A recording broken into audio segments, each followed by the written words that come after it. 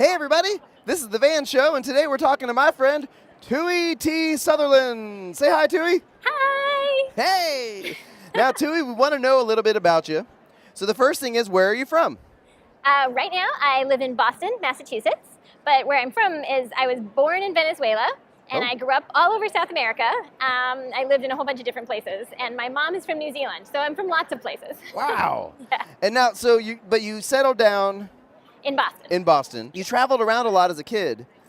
Were you writing the whole time you were traveling around? Yeah, actually, I think that's part of why I became a writer, because everywhere I went, it was not, it was hard to make friends. It took a while to meet new people, but there were always books. Like I could find a library right away and start making friends with the librarian and with my characters, who, it was the same people in the stories. Anne of Green Gables would be there for me no matter where I lived, Oh, yeah.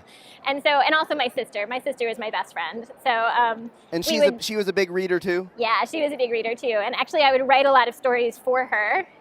So it was something that kind of connected us. Like we loved coming up with story ideas together. And so when did you decide that writing was something you wanted to do as a career?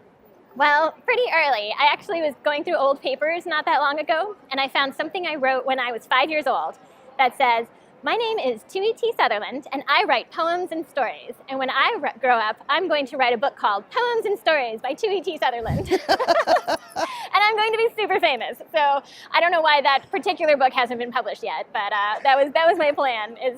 I always loved reading, and so I wanted to do that. I wanted to create my own books too. I had a phase in 7th grade where I wanted to be an astronaut instead. And so that mainly because I wanted to go to space and then write really cool, realistic books about going to space.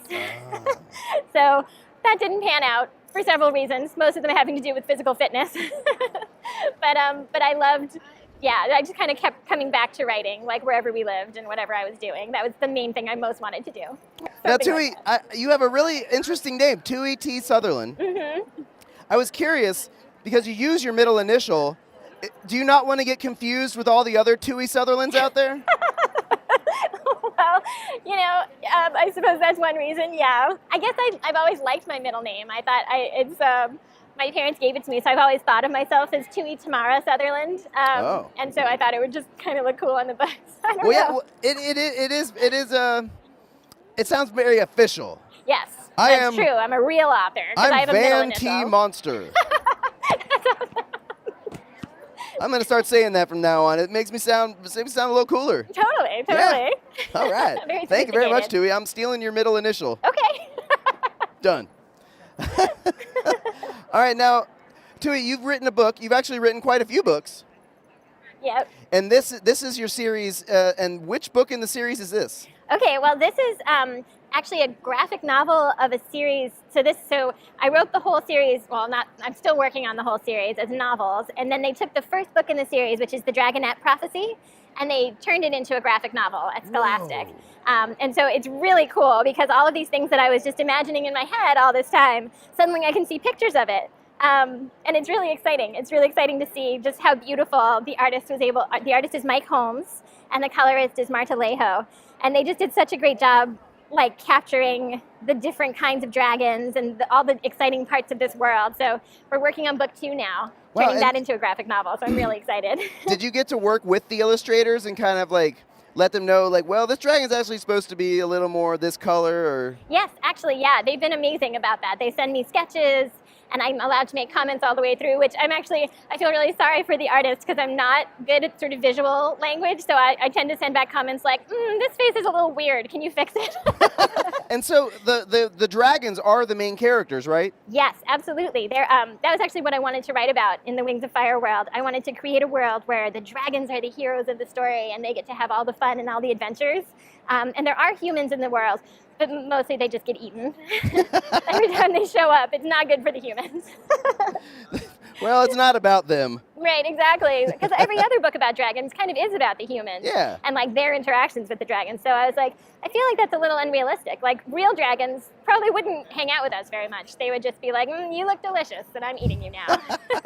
And so, how do you put yourself into the mind of a dragon to write these stories? Oh my gosh. Well, actually, I think it's a little helpful to hang out with my dogs and check out their personalities, because they have very strong personalities. I also have actually a bunch of little dragon figures that I scatter all over my desk so that as I'm writing, I can look at them and remind myself, like, oh, right, the tail, what's the tail doing? What are the claws doing and all of that? Except that I have 2 little boys and they keep stealing all my dragon figures. Yeah. So I'll be like, so what does a dragon look like? Hey, where'd they all go? So that happens a little bit. And then the other thing is that I think the dragons are also very human on the inside. I definitely try to write very emotional, and they have a lot of the same problems that humans do in terms of relationships and like, am I going to save the world? Am I the right dragon to save the world? The problems that we have all the time. Yeah, exactly. So. Well, and that leads me to, so the main character in this is Clay, right? Yes, Clay in the first dragon? book. In the first book, it changes in each book, but Clay. And Clay there's like a prophecy or something. There's a lot of expectations for Clay. Yeah. And Clay doesn't really necessarily want to live up to those expectations, right? Well, it's true. So at the beginning, you are introduced to this prophecy that says these 5 little dragons are destined to save the world and stop this giant war that's going on between all the tribes. So they were actually stolen from their families and raised by the underground peace movement, who believe that these are the ones that are going to save the world. And so they've been told that their whole lives. But Clay is this really sweet and very loyal and very kind dragon who he doesn't quite see himself that way. He doesn't know that he doesn't believe in himself as a hero at the beginning of the book. He just wants to protect his friends. And so, over the course of the book, it's kind of him wrestling with that. And also they expect him, because he's the biggest one, to be sort of the big scary one, to do all the fighting and stuff. And he's just not that kind of dragon. He's really a very kind dragon who doesn't want to get into a big fight if he can avoid it. So, yes, that's him wrestling with that all the way through. The way this works, in 1 minute, we're going to tell a story. I'm going to start it off, and then you give me a line back, and then I'll give you a line, and we'll just go back and forth until we've created a story. Okay. Are you ready? Yeah, I hope so. All right, I'm going to start off with a pretty generic line. Okay. Are you ready, Devo? So ready. Start that timer. It was a dark and stormy night. Van T. Monster was creeping through the woods. When all of a sudden, a light came on. A what? A light came on. Oh, and he realized that there was a castle on the path up ahead. So he slowly approached the castle. And when he reached the door, he heard, "Ooh." And so he went up and he knocked on the door, and it slowly opened to reveal a hallway full of mice. mice. Awesome. And the mice said, "You're just in time for the party!" Hot dog, said Van T. Monster. Is this a surprise for my birthday? And they said, "Is it your birthday?" Then yes, absolutely it is. Well, what a coincidence. Let's party, mice. Woo! I think that's a good ending. Yeah, I think so too.